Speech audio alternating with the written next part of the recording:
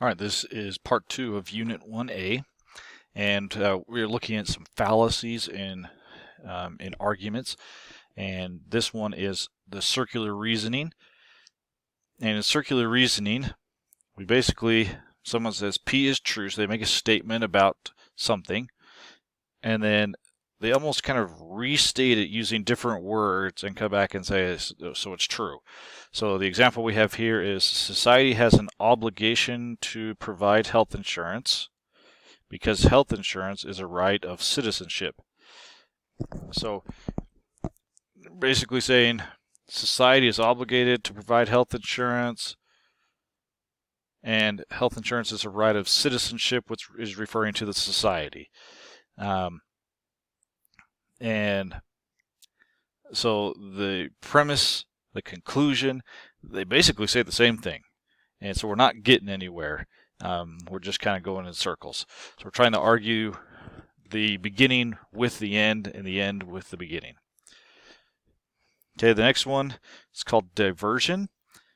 You'll also hear this as the red herring, which is kind of an interesting thing. So just as a side note, a herring is a fish that turns red when it's rotten. Just an interesting side note. So in a diversion or red herring, we say P is related to Q. So one thing is related to another, and I have an argument concerning Q, therefore P is true. So what does this all mean? Let's look at the example. So we should not continue to fund cloning research because there are so many ethical issues involved. Then strong ethical foundations are necessary to the proper functioning of society, so we cannot afford to have too many ethical loose ends. All right, so now with this one, the argument begins with the conclusion. So the conclusion is we should not fund cloning and research. However, the discussion all of a sudden is all about ethics. Okay, so again, this is what we call diversion because it attempts to divert your attention away. So it takes your attention away from the cloning research and focuses on ethics. So they start with the conclusion, and then they're going to eventually take you away from that with some kind of other argument. So these ones are interesting to try and unpack. But again, whenever you see an argument where someone tries to divert your attention away from the original conclusion or the original thought they had, there's a good tendency that you're looking at a red herring. Okay, now we've got the straw man argument. So the straw man argument is I have an argument concerning a distorted version of some version of an argument P. Therefore, I hope you are fooled into concluding that I have an argument concerning the real version of P. So things are in the straw man argument are going to be distorted. So let's look at the example here. So suppose the mayor of a large city proposes decriminalizing drug possession in order to reduce overcrowding in jails and save on law enforcement. Okay, so we're going to decriminalize drug possession in order to reduce overcrowding and save some money. His challenger in the upcoming election says the mayor doesn't think there's anything wrong with drug use, but I do. Okay, now notice the distortion. The mayor never said anything about the drug use being acceptable. His proposal for the decriminalization is just designed to solve a completely different problem, which is the overcrowding in jails, and doesn't tell us anything about his general views of drug use. So the opponent has distorted the mayor's views. Okay, so when you see this distortion, whenever you see any argument that begins to distort someone else's views, that's this straw man argument. Okay, and the term here comes from the idea that the speaker has used a poor representation of a person's belief in the same way that a straw man is a poor representation of a real man. So that's where it comes with the straw man argument. It's a poor representation of a real man, and in these kind of fallacies, you give a poor representation of what the original argument was. Okay, so here are kind of 5 general steps. So we went over a whole bunch of fallacies, and just having a general idea of those is what you need to know, in being able to identify those things. Because now when we are looking at evaluating information in the media, we've got some steps here. So first, consider the source. Okay, is the source original? Can you actually track down the original source?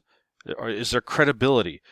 For example, if you watch something that says, TV is, let's just say something like, TV is killing brain cells or something like that, and the source is, humansagainst.tv.org. Okay, there's obviously, with that domain name, there's a potential for some significant bias. There may have some good information in there, but there definitely may be some bias in there. So just be careful on the source that you're looking at. If you see something that says, according to Wikipedia, according to Facebook, okay, that's probably not an original source. And so you have to consider that. Next, check the date. When was the information written? Was it relative? Because if a statement was made, for example, in 1980, and then 40 years later in 2020, someone quotes that statement, it may not be true anymore. I believe that there was a philosopher or someone in the early 20th century that basically said anything that can be invented has already been invented. Yeah, that's not very valid. Obviously, there's been a lot of things invented since the early 20th century. Okay, the next one is validate the accuracy. So can you validate it with any other source? So if one source says something, can you find something else to validate that? And when you're validating things, is there anything there that makes you suspicious that there could be, again, inaccurate information or some kind of fallacies going on or bias? Okay, hidden agendas. Okay, is information presented fairly, objectively, or is it manipulated to serve a particular or hidden agenda? This is very, very, very much seen in news sources.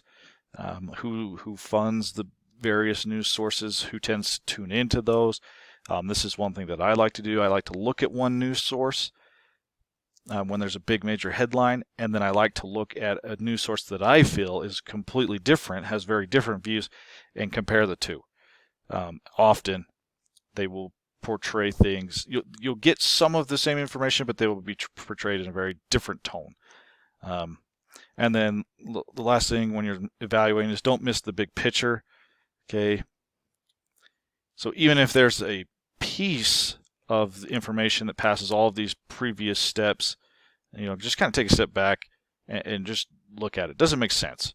Does it conflict with other things that you feel in your body of knowledge that would be true? And if you find any conflict, can you resolve it? All right, so now here are some of the questions that you're going to be looking at as you get into your homework. Okay, so in this one we want to consider these examples of fallacies, and we want to identify the premise and the conclusion, and we're going to briefly describe how the stated fallacy occurs in the argument, So let's take a look here. Okay, so limited choice. So we have he refused to testify by invoking his Fifth Amendment rights, so he must be guilty. Okay, so the premise here is the first part, he refused to testify by invoking his Fifth Amendment rights. So the conclusion in this case is must be guilty.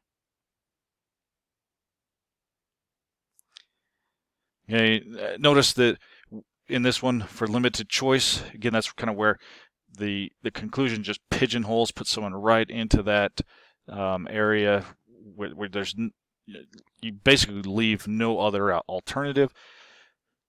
So just because someone refuses to testify does not necessarily mean that they're guilty. And so you might be able to think of another argument that could exhibit this same fallacy, the limited choice fallacy. We mentioned before, I just went to an incorrect. I was thinking of the Ford one. But you don't support the president, therefore you are unpatriotic. Okay, you just kind of pigeonhole them into something. Okay, the straw man argument. We have the mayor wants to raise taxes to fund social programs, so she must not believe in the value of hard work. So the premise is that, first statement there. Okay, so the mayor wants to raise taxes, and you'd finish that off. And the conclusion is she must not believe in hard work.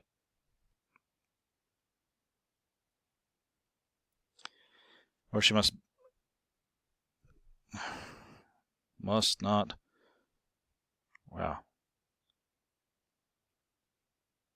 believe in the value of hard work. Terrible handwriting there, my bad.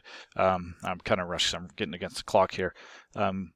But so again, in the straw man doesn't represent, the straw man doesn't represent a real human. This doesn't represent the mayor's actual, doesn't tell us anything about the mayor's actual views on the value of hard work. The mayor just simply states that she wants to raise taxes to fund social programs. But just saying she doesn't believe in the value of hard work then, because social programs that go to help other individuals who might be on welfare, Medicaid, things of that nature. Just because the person wants to raise taxes doesn't mean that she doesn't value hardworking people. So again, there's a distortion there. All right, let me check my time. So I'm going to have to finish these last couple of questions in part 3, but hopefully just kind of getting an idea, feel for these fallacies and how they're working out and how you can identify them.